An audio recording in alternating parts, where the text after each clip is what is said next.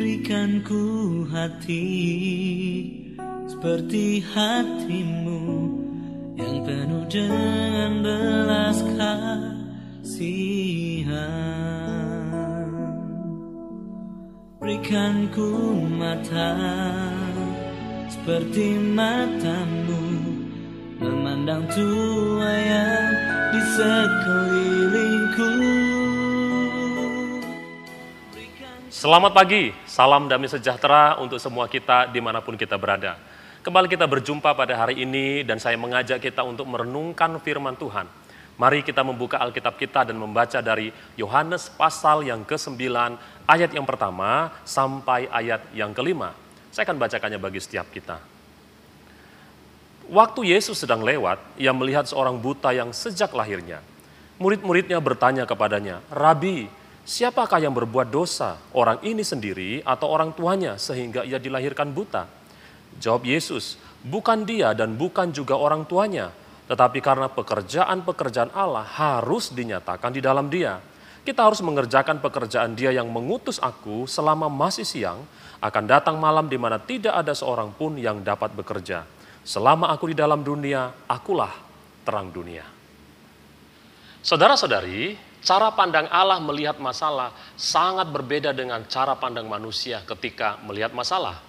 Para murid-murid ketika mereka berhadapan dengan orang yang buta ini, yang menjadi pokok pemikiran mereka adalah siapa yang bersalah dalam peristiwa ini. Apakah orang itu buta karena dosanya sendiri atau karena dosa orang tuanya?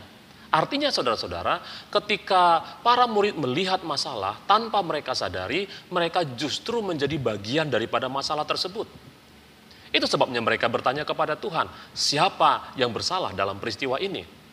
Dan ketika Tuhan memberikan jawaban, Tuhan memberikan sebuah cara pandang yang baru ketika kita berhadapan dengan masalah.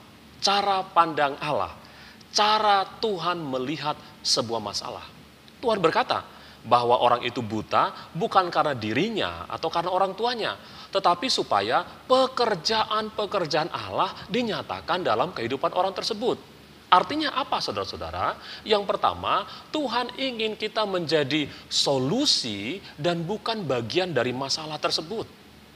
Itu sebabnya Tuhan mengatakan, selama aku di dalam dunia ini, akulah terang dunia. Dan selama hari masih siang, kita harus melakukan pekerjaan-pekerjaan Allah yang menyatakan kemuliaan Tuhan. Tuhan mau kita bukan menjadi sekedar bagian dari masalah, tetapi menjadi solusi bagi masalah orang lain. Yang kedua, Tuhan ingin supaya pada waktu kita memandang masalah, kita tidak memandang masalah hanya sebagai masalah, tetapi sebagai sebuah kesempatan untuk melayani Tuhan. Dalam segala keadaan, dalam segala situasi, pada waktu kita melihat masalah, kita menjadi solusi. Dan kita menganggap kesempatan itu sebagai kesempatan untuk mempermuliakan nama Tuhan. Oleh karena itu saudara-saudara, marilah kita merenungkan firman Tuhan ini. Dan biarlah ini menjadi dorongan bagi setiap kita. Pada waktu kita melihat masalah, apakah kita menjadi solusi atau kita justru menjadi bagian masalah dari orang lain.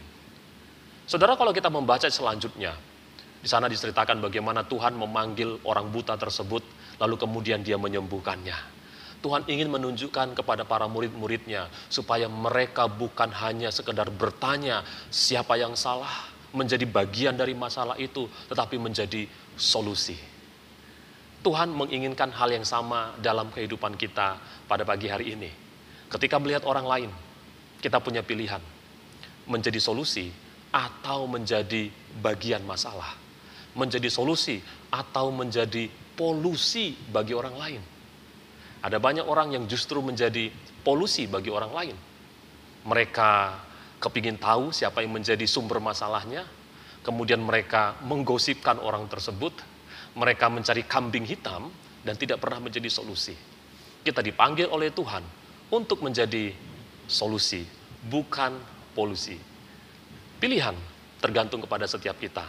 Mari kita meresponi firman Tuhan dan biarlah pagi hari ini dalam semua aktivitas yang kita lakukan, kita berdoa supaya kehidupan kita ini dapat menjadi solusi bagi orang lain. Selamat beraktivitas. Tuhan Yesus memberkati kita semua. hati yang penuh dengan belas kasihan, yang selalu melihat kepada jiwa-jiwa yang belum diselamatkan. Berikan kami hati-Mu Tuhan. Berikan ku hati seperti hati-Mu yang penuh dengan belas kasihan. Berikan ku mata seperti mata-Mu memandang tuayan di sekeliling